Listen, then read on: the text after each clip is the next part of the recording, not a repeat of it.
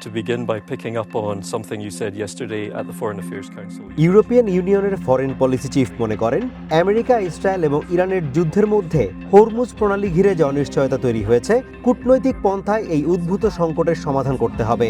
মঙ্গলবার রয়টার্সকে দেয়া সাক্ষাৎকারে কায়া কালাস বলেন, কৃষ্ণ সাগর দিয়ে শস্যবাহী জাহাজের নির্বিঘ্ন চলাচল নিশ্চিতে ওই অঞ্চলের দেশগুলোর সাথে যে ধরনের চুক্তি করা হয়েছে, হরমুজের ক্ষেত্রেও সেই একই ধরনের পদক্ষেপ নেওয়া যেতে পারে। Would you imagine that applying to everything? Oil, gas, fertilizer? এ সময় হরমুজ প্রণালীর গুরুত্ব তুলে ধরে কালাস বলেন, এই প্রণালী ব্যবহার করে জ্বালানির পাশাপাশি সার ও খাদ্যও পরিবহন করা হয়।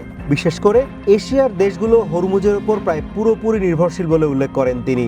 কৃষ্ণ সাগরের আদলে চুক্তি করতে গেলে হরমুজের আশপাশের দেশ, বিশেষ করে ইরান, ঠিক কোন কোন পণ্য পরিবহনের বিষয়ে একমত হবে সেটি নিশ্চিত করা সবচেয়ে চ্যালেঞ্জ হবে বলে মনে করেন তিনি।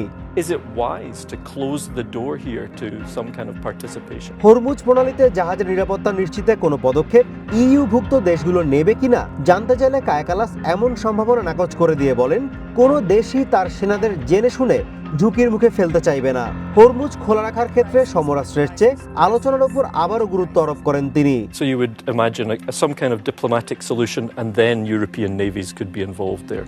তবে সংঘাত শেষ হয়ে গেলে তখন হরমুজে ইইউ নিজেদের নৌসেনা মোতায়েন করতে পারে বলেও আভাস দেন তিনি।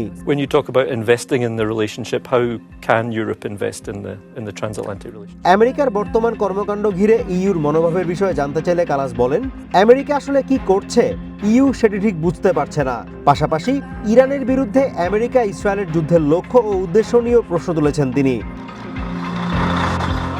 এ সময় কালাস স্পষ্ট করে জানান, মিত্রদের সাথে আলোচনা না করেই হুট করে ইরানের ওপর হামলার পদক্ষেপকে ভালোভাবে নেয়নি ইইউ।